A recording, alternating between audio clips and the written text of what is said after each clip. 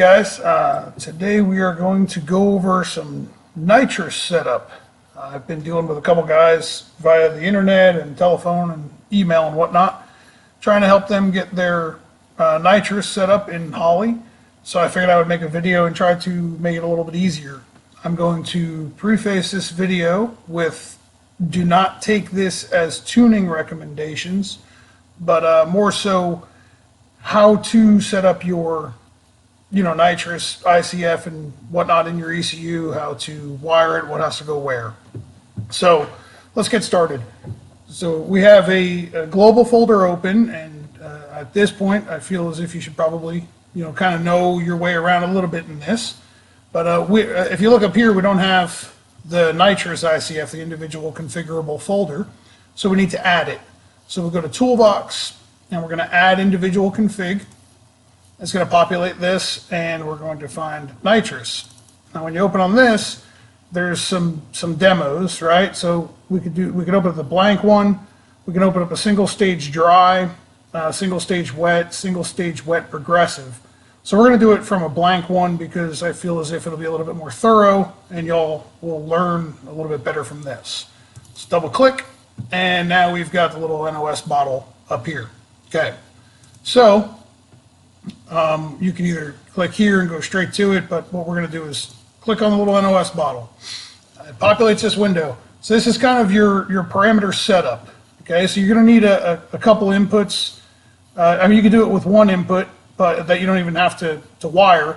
But we'll get into what these inputs mean. So I'm going to enable the first one. This here is a TPS trigger. So if you come from a carburetor, this is your wide open throttle switch. You no longer have to actually run a wide open throttle switch, but your TPS trigger is at 90%, which means this entire thing disables if you go under 90%.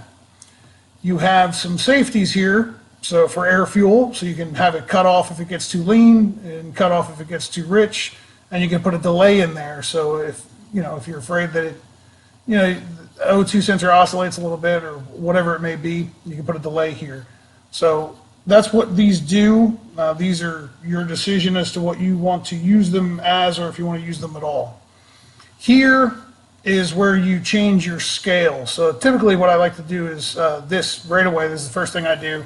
So for instance, let's say this engine is going to rev to 8,500. So let's change the maximum, or we'll say it revs to 8,000. We're going to change the maximum to 8,500. I like to go a couple hundred RPM higher. And then the lowest we want nitrous to come on at is, say, 3,500, right? So key in 3,500, and we can left click, hold, and drag, highlight the whole thing, right click, and fill row values if we want. So now these numbers are a little bit, they don't exactly jive. They're not easy to just look at and grab. So we can change these to like 3750. 4,000, 4,250, 4,500, and this is pretty much you're going to be through this RPM. Assuming that the converter is going to flash through this pretty quickly, especially with an engine that's going to rev to 82, 8,300 RPM, and you just fill in whatever values you feel comfortable with here, just so it's a little bit easier for you to glance at and understand, So what we'll do is we'll just put in some canned generic 500 RPM swings. But again, breakpoints are more geared towards what you find more useful for your application. So just key in. Say around peak torque, we want a lot of resolution, right? So 100, 50, 5,000, and look at that, 4,750. So now we've got a little bit better of a scale to work with as opposed to the canned 2,000 RPM to 9,500 RPM that we're not, if we're not spinning the engine that high, there's no reason to have that much. So now we've got an input enabled, we've got a TPS trigger, which is our wide open throttle switch. We've discussed air fuel, lean cutoff, enrich cutoff, and the delay. We've changed the scale. I'm not going to get into this nitrous boost scale. That'd be a different video. That would be using nitrous in assistance of boost, but this is just going to be straight for nitrous. Okay. So let's go to stage 1. All right. We need to activate it. And now we need to decide what we're doing. So typically, because your fuel injection, this is not a wet kit anymore. So we're typically doing dry progressive. So you select what you want here, and you can put a dry fuel delay. So typically a short dry fuel delay is kind of nice. It gets rid of that fat pop when you let go of the brake. So typically I start somewhere around 50 milliseconds. Now, you're probably wondering what this input is, right? So if input 1 will be ignored by this stage. If you click on it, you have a couple different options. So the way I do this is input 1 will disable this stage. The reason I do this is just additional safety, right? So we don't want this on when we're on the trans brake. So if we look at this, right, input 1 will disable this stage. We're going to take a break from this screen and we're going to go right over here to pin map. So here's our N2O input 1, right?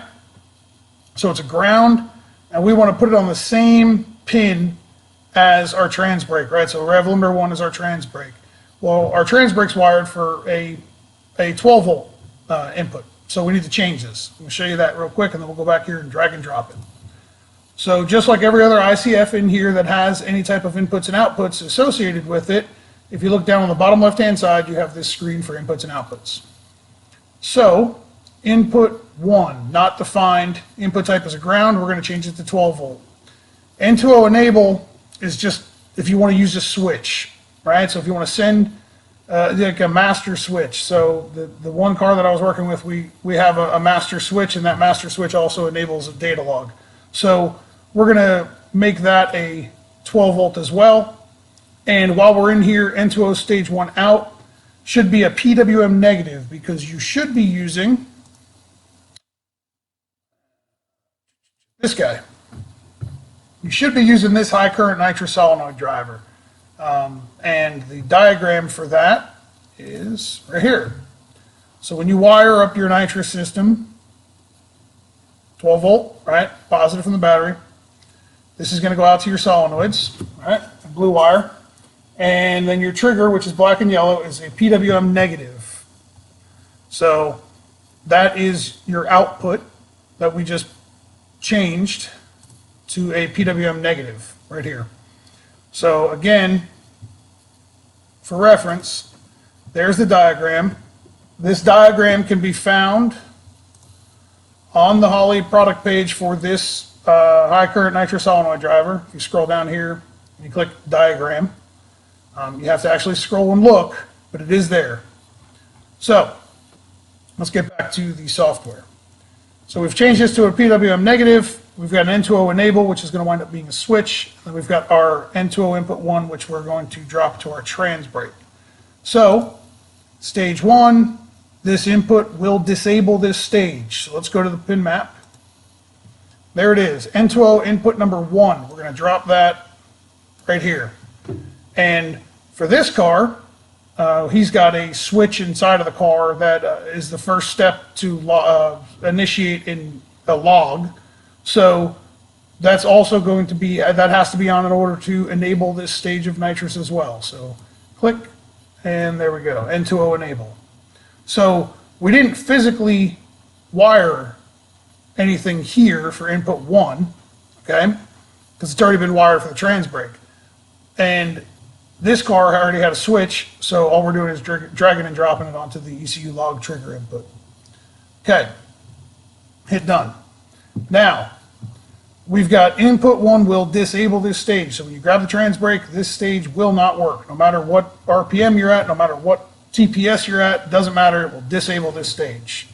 So now here's where we start working with our RPM activation and deactivation. So we said before we're probably going to be the lowest of 3,500. So 3,500 will be our activation. And if we're going to rev this engine to say 8,300, right, we want to shut nitrous off. If we over rev the engine. So let's go to 8350. And then we have a stage activation delay. So that means you can put a delay so that once it reaches all the parameters that we just discussed, which is our trans brake's been released and we hit 3,500 RPM and we are above 90%. Okay, there's a lot of safety here because nitrous can be volatile. And we have a minimum RPM of 3,500. We can put a stage activation delay. So we can put a delay here at, 0.05 if you want, or 0.50, whatever you want, half a second. I don't typically use a stage activation delay, but whatever you want to use here. And you can also have a stage duration. So this is kind of, if you pedal the car and you make the stage duration a little bit too short, you may run out. If you know what I mean, you're going to wind up running over your duration. And then this box here, we have a pedaling control, pedaling strategy. So you can have a full timer reset. So that means if you come off of that 90% TPS, it'll start back to your progressive ramp. Or you can set it to pause it, which means if you're only at 50% of the progressive ramp, it'll pause it so you get back over 90% TPS. Or you can do a programmable restart, right? So you can, the stage restart time, so you can pedal the car and then have it turn back on at whatever parameter when we get down here in time. So typically I do a full timer reset with most nitrous combos. Most of the stuff that I deal with in nitrous is typically spraying a lot of nitrous. If you've got to pedal it, you might as well just kind of ease it back in. The next thing is your timing retard. So we all know if we're going to spray nitrous, we need to retard timing, right? So we need to remove timing. So now you can set a retard hold for after deactivation. So what that means is if you pedaled it, if you get below 90% TPS, if you bumped your enable button for some reason, you would have a retard hold after deactivation, okay? So it's half of a second, it's gonna hold the timing out of it wherever it left off at in this scale. Typically I use this, I leave it at half of a second. Your next option is enable fixed timing. So this is, if you're not with big nitrous stuff, you don't want to enable fixed timing. If you're using a small shot and it's you run the car on motor most of the time and you're only using 100 horsepower of nitrous and you're not progressing it or anything, you can put in a fixed timing and it just makes life a little easier for setup. I don't use this ever. So next step is we have a timing retard scale, okay?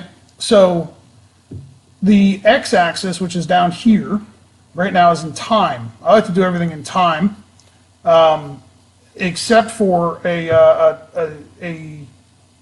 only thing I don't like to do in time is a pedaling strategy, right? So usually I like to always reset it. So here we're going to do time, and the reason I like to do time for everything is because it all lays on top of each other, right? So again, we've let go of our trans brake, we're over 90% TPS, we have passed our minimum RPM threshold for activation, and now we need to start retarding timing, okay? So the maximum of this run, we'll just make this 7 seconds, right? And now we have an editable scale here, okay? So 0.00 is the moment you release the trans brake. Click there, you can, right arrow to 0.2, 0.4, 0.6. Usually 0.2 second increments works pretty good. 0.8, 1.0, 1.2. I like to run 0.2 seconds until I get to about where all the nitrous is going to be in, and then it doesn't really matter. 1.4, 1.6, 1.8, and 2.0. So we got 7 seconds, and this can be, these don't matter because we're going to have the timing out of it in this span, right? So, because we're going to have all the nitrous in at 2.0, so we'll change this to 3, 4, 5, 6. All right, so all the time is going to be out of it here anyway, right? So before we do a timing retard, we need to decide how much nitrous we're spraying at this thing. So we're going to get back to that, but just remember this scale, right? So I like to take this scale right here, left click, hold, and drag and copy the whole thing, right click, and then hit copy. Come down here, progressive control, left click, hold, let go at the end, right click, paste. So now these scales match, okay? So the reason being is it's easy to lay these on top of each other for a timing retard versus our progressive control, all right? So I know we skipped over this, but I'm trying to keep it all together, right? So we'll get back to this. So now we've got a timing retard scale that matches our progressive control scale, okay? So if our goal is to have all the nitrous in at 1.8, right? This is duty cycle of the solenoid driver, right? So this is, if we're going to leave on, 20%, we need to ramp to 100%. So we're going to key in 100 right here, right? So at 1.8, we've got 100% duty cycle. That means all the nitrous is in it, right? And we want all the nitrous in it here too. All right. So what we did was, I didn't explain it, but I left click, hold, and then highlighted the whole thing, and I just typed in 100 and then hit enter. So now we've got 100% nitrous from 1.8 all the way out to 7.0 seconds, all right? So now we need to figure out what our ramp is going to be, right? So if our ramp is just going to be linear from 1.8, from 0.00 to 1.8, we can left click here on 1.8, hold it down, and drag it over here, right click, and then just hit fill row values. So that means at 0.2, you're going to have 11% duty cycle on the progressive. I'll be honest, that's lazy. So, the car will just be lazy. So unless you've got a hell, if you're dealing with a big block or something like that, if you're dealing with a small block, this thing's going to be lazy. So typically what we do is we leave around 20% and then we ramp from there. So go, fill row values. So now we've got a 1.8 second ramp to get to 100% duty cycle. All right. Now, we're leaving on 20%. We're out to 100% at 1.8. So right now, we have not talked about how much nitrous is actually being sprayed at this engine, okay? This is kind of where you have to do a little bit of math, all right? So for simple numbers, what we're going to do is we're going to assume that you've had your nitrous system flowed. There's plenty of awesome nitrous companies out there, and what they do is they actually, for an extra $100 or $200 when you buy one of their kits, they'll flow it, right? So whether it be a plate or whether it be a fogger, they'll flow it, they'll give you a flow sheet, right? And how many pounds per hour. So this is one of the reasons why so many people love Holley EFI for nitrous controls, because everything's done in pounds per hour. So it's simple to do the math, right? So solenoid duty cycle is this axis here, and then added fuel in pounds per hour is here, okay? So for simple math, we're going to assume that your nitrous system flows 1,200 pounds per hour at 100% duty cycle, okay? Well, if say we run a target air fuel of 12 to 1, right? So 12O air fuel, we want 1 part fuel to 12 parts air, which means we want 1 part fuel to 12 parts nitrous, okay, because we're creating our own atmosphere. So if we've got a 1,200 pound per hour system of nitrous at 100% duty cycle, right, and we want 12 to 1, how much added fuel enrichment do we need here, right? Hopefully, I mean, I can't talk to any of you, but hopefully y'all have all answered, you know, based off that simple math. So 1,200 pounds per hour of nitrous, and it's 12 to 1, okay? So that means we have 12 parts nitrous, 1 part fuel. So we should have 100 pounds per hour right here, okay? So now, at 100% duty cycle, where we have 1,200 pounds per hour of nitrous getting sprayed into this engine, we should have 100 pounds per hour of fuel. Now, this is not me telling you how much fuel to put in your engine for how much nitrous. I'm not going to answer those questions. That is your decision, okay? But understand how the math, I'm just here to teach you how the math works, okay? So 12, I just used 12 to 1 as an example because the math is simple and the numbers are whole. If you had, you know, if you were running 1,400 pounds per hour of fuel, 1,400 pounds per hour of nitrous, and you were still trying to maintain that 12 to 1 number, right? And all you'd have to do is, you know, bust out your calculator. You'd have 1,400 pounds per hour of fuel, and you would divide it by 12, so you'd have 116 pounds of fuel, all right? So that's how the math works. I will say that the vast majority of the big nitrous solenoids, okay, you need to have all the fuel in by 80%. That's just my experience. Typically, by the time you hit 80% solenoid duty cycle, you need to have all the fuel in it. So we're going to play with 1,200 pounds per hour of nitrous, and we're going to set this thing up like I would set it up to start, okay? So 12 to 1 may be the number that you want. 12.5 is a little bit more typical, but we're going to deal with it this way.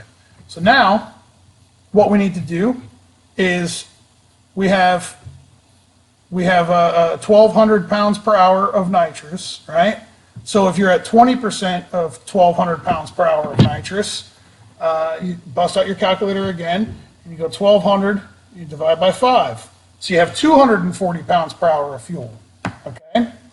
Well, if you've got 240 pounds per hour of fuel, or I'm sorry, not of fuel, of nitrous, and you're still trying to achieve that 12 to 1 air or nitrous to fuel ratio, what you would do is you would take that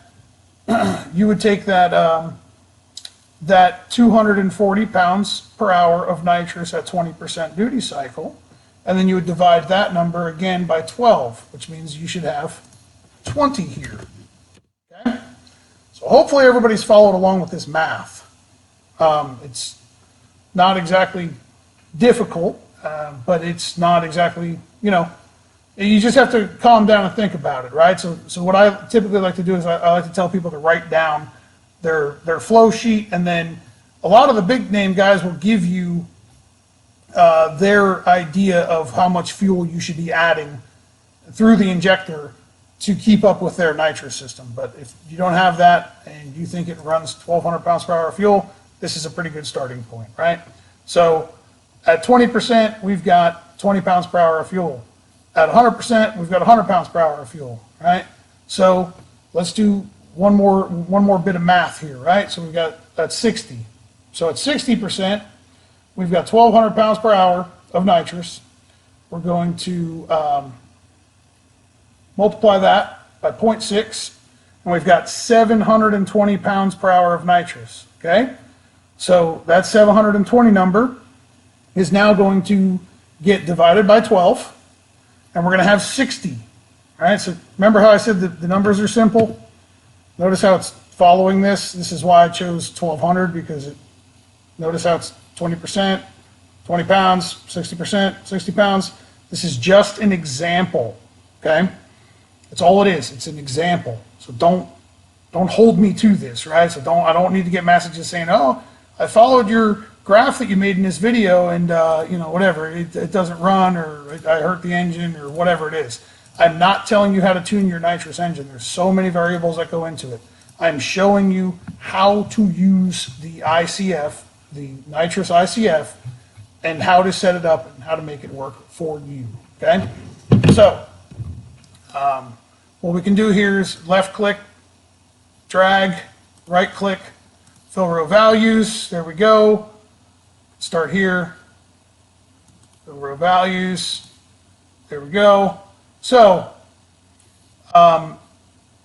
if you notice, it doesn't look very linear, but that's because we've got it all in at 80%. All right. Hopefully everybody understands added fuel enrichment. It's about as easy as it gets. You just have to do a little bit of math. The good news is that you're probably watching this on your cell phone, and your cell phone has a calculator, right? So you can use it. Nobody's watching you. You can use a calculator. It's all right. Now, we need to talk about removing timing. So here is our curve, right? So this is our progressive curve, okay? And how we're going to be removing timing. So if we're leaving on 20%, you make these decisions of how much timing you want out of it. What all I'm going to show you how to do is at 1.8, we've got 100% duty cycle. So we come over here to 1.8, and this is just a for instance. Don't hold me to this. Again, like I've said before, we're going to retard 20 degrees at 1.8, and we want 20 degrees out of it the whole way, right? So we're going to take 20 degrees out of this. Now, if you want to fill row values, you can. It'll follow right along, and it follows your curve right here. Now, again, this is strictly following the, this is strictly this is how you use this. This is not a, take this tune up and load it in your car and it's going to work, okay? That's not what this is about. So, you got timing retard, you've got progressive control, and then you've got added fuel enrichment. Hopefully that explained everything and everybody understands how to make that work.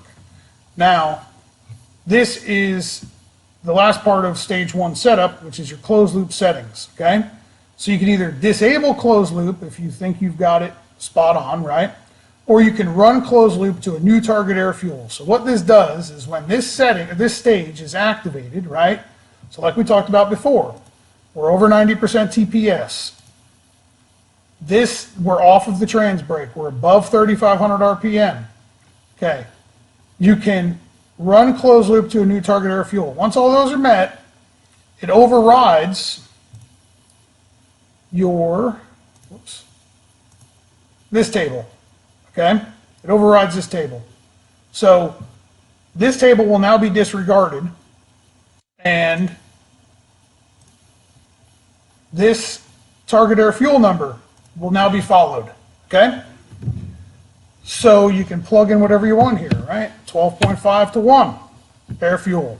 So if you want to run 12.5 air fuel when making a nitrous hit, the ECU will make corrections in closed loop based off of feedback from the O2 sensor to accommodate 12.5 air fuel the entire time that the nitrous stage is enabled.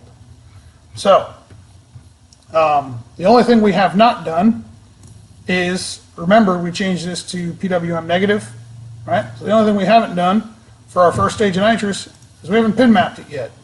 So we'll go to view outputs. There's N2O stage 1 out. It says P minus, right? So you just drag and drop this wherever you need it, wherever you ran the wire to, okay? Hopefully you've watched some of my other videos and you understand what, J1A and J1B and J2A, J2B, the pinouts of all this stuff, and you understand where it goes. But pulse width modulated negative output, that's what you want. So hopefully that clears up a little bit more confusion about your basic, dry progressive nitrous setup and how to use it. And I can't stress this enough. This is not a tune-up that I'm giving y'all. This is me telling you how to use everything, what all of this does. You have to make the decision on your own of where you think you need to be. And if you've been a hardcore carbureted nitrous racer, you've been reading plugs for a long time, you have been flowing fuel and you've been flowing nitrous yourself, so this all should make pretty good sense to y'all. If you're a new guy getting into nitrous, learn how to read spark plugs. They are very important. It's the only thing in the engine that actually gets to see the show. Okay? The O2 sensor is literally just telling you a review of what it thinks the show was. The spark plug is actually telling you how good or bad the show actually was. So that's all I got. Hopefully this clears up some confusion. Have a good one, guys.